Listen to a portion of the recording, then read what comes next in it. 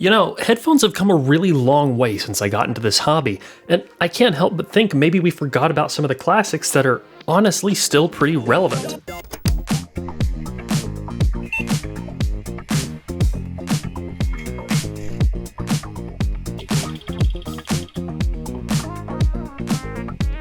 This is the AKG K702, an open back reference headphone that people used to absolutely love, but in 2026, you really don't hear people talking about it that much. But the thing is, this headphone is aged really well. And on top of that, they're cheap. You can get these puppies on eBay for like 60, 80, sometimes 100 US dollars. So what's the catch? Well, they're not perfect. They have a lot of problems still, like many headphones do, but for the price of a modern pair of nice headphones, you could get an open and a closed back that rounds out into a pretty good system. Let's talk about build quality and comfort with these, then we'll talk about sound and frequency response measurements. The K702 are lightweight.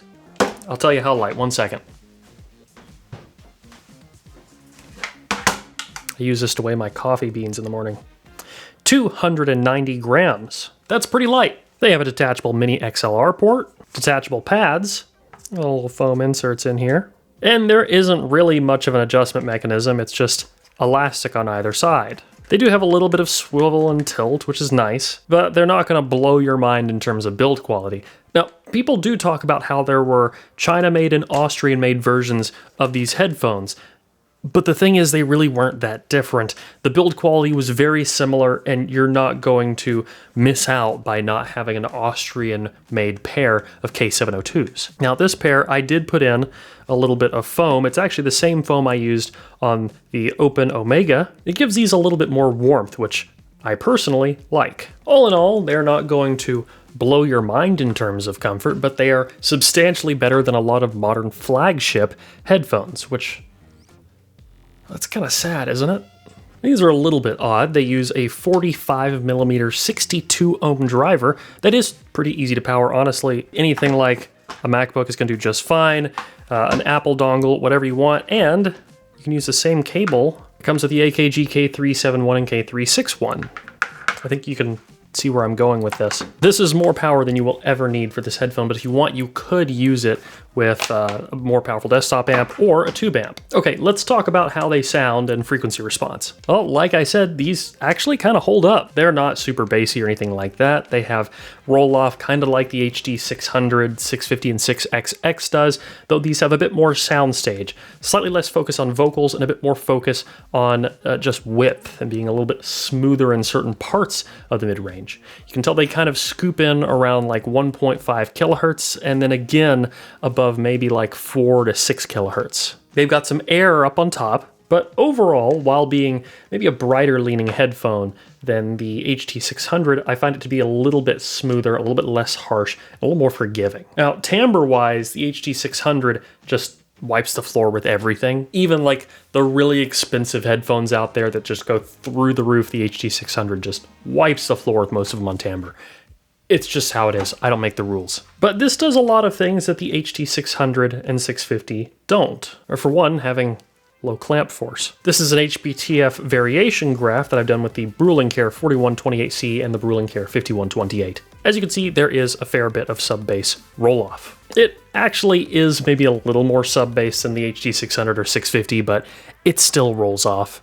It's more bass than I need to enjoy the headphone. I think it's perfectly adequate, but if you're a bass head, you're gonna feel like these are lacking. It dips in a little bit right here around 1 kilohertz, starts to rise back up, reaching its highest point at around 2.4K. Depending on your ear, that could be within the average listener preference bounds, or it could be above that. Then we start to run back down again. Depending on your ear, it may dip outside of the range, around 4.5K. And then we stay pretty smooth within the bounds up until around 9 kilohertz, with a little bit of elevation again, depending on your HRTF. This is a little bit uppy-downy, but it's also not crazy. I've seen flagship headphones and some well-reviewed headphones that go farther outside of the bounds in both directions than these do. And while not something I would describe as exceptional and amazing, it is certainly better than average. It's definitely better than what you're gonna get on like 99% of Bluetooth headphones, unless you specifically only care about bass. And that's where something like this comes in. I do love